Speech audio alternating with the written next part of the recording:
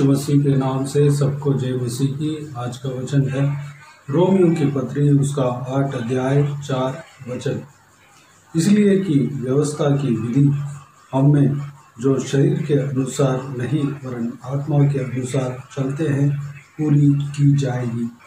प्रियो, हमने कल देखा कि शरीर के अनुसार नहीं वरन आत्मा के अनुसार चलते हैं उनको दंड की आज्ञा नहीं है। आत्मा के अनुसार क्यों चलना चाहिए?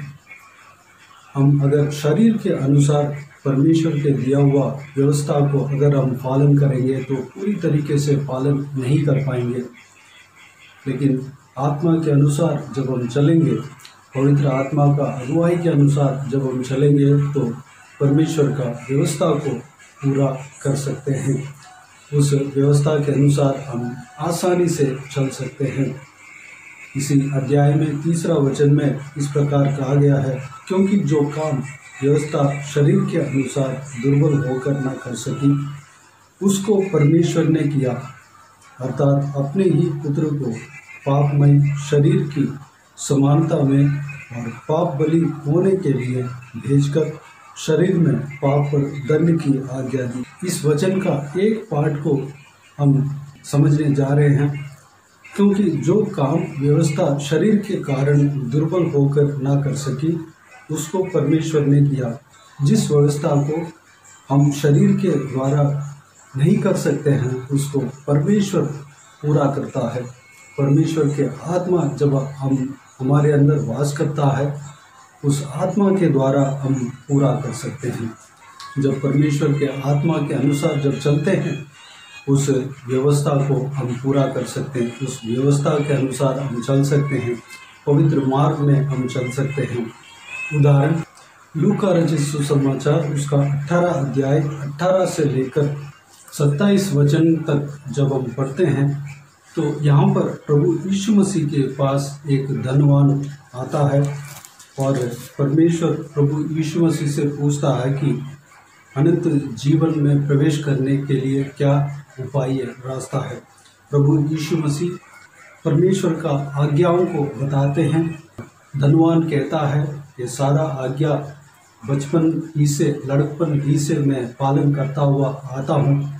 इसके बाद प्रभु यीशु एक और आज्ञा को देता है कि अपना सारा धन बेचकर कंगाल को देने के लिए कहता है, लेकिन उस आज्ञा को उस धनवान व्यक्ति पालन नहीं कर पाता क्योंकि वह बहुत धनवान था।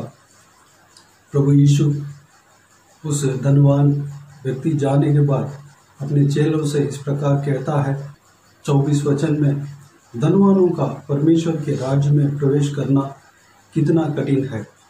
परमेश्वर के राज्य में धनवान के प्रवेश करने से ऊंट का सुई के नाके में से निकल जाना सहज है। इस पर सुनने वालों ने कहा, तो फिर किसका उद्धार हो सकता है?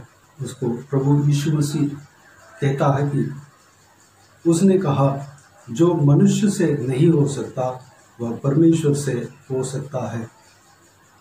तो यहाँ पर देखते हैं कि धनवान स्वर्ग राज्य में प्रवेश करना कठिन है। वह धनवान जो परमेश्वर के पास आया था वह अपना शरीर के अपने बल बुद्धि के द्वारा परमेश्वर के व्यवस्था को पालन करता था। जब प्रभु यीशु एक आज्ञा को बताया उस आज्ञा को वह एक्सेप्ट नहीं कर पाया।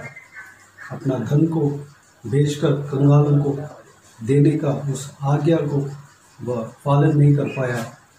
अगर वो व्यक्ति पवित्र आत्मा से भरकर चलने वाला व्यक्ति हो तो उस आज्ञा को आसानी से पालन कर पाता। रोमियो के पत्री 8 अध्याय में इस प्रकार कहते हुए हम देखते हैं कि जो आत्मा के अनुसार जो चलते हैं उस पर दंड की आज्ञा ना होगी। जब वह व्यक्ति आत्मा के चलाए हुए मार्ग के अनुसार जब चलेगा वह स्वर्ग राज्य में प्रवेश कर पाएगा, क्योंकि पवित्र आत्मा हमें मार्ग दिखाता है। हर एक परमेश्वर का व्यवस्था को किस तरह हम पालन करना है, किस तरह पूरा करना है, उस बात को हमें बताता है। आसान तरीके से हमें बताता है किस जगह पर किस आज्ञा को पालन करना है, किस जगह पर क्या करना है, वह हमें बताता है। पवित्र आत्मा के चलाए हुए मार्ग के अनुसार जब हम चलते हैं तो हमारे इस विश्वास के दौड़ आसानी से हम दौड़ पाएंगे। तो मेरे प्रियो, हम पवित्र आत्मा के चलाए हुए मार्ग के अनुसार चलने के लिए अपने आप को परमेश्वर के हाथों में समर्पित करें। पवित्र आत्मा का अभिषेक हम मांगे। हम कल के दिन में एक वचन को देखा कि, और आज भी पढ़ना चाहूँगा, जब तुम बुरे होकर अपने बच्चों को अच्छी वस्तुएं देना जानते हो तो स्वर्गीय पिता अपने मांगने वालों को पवित्र आत्मा क्यों न देगा।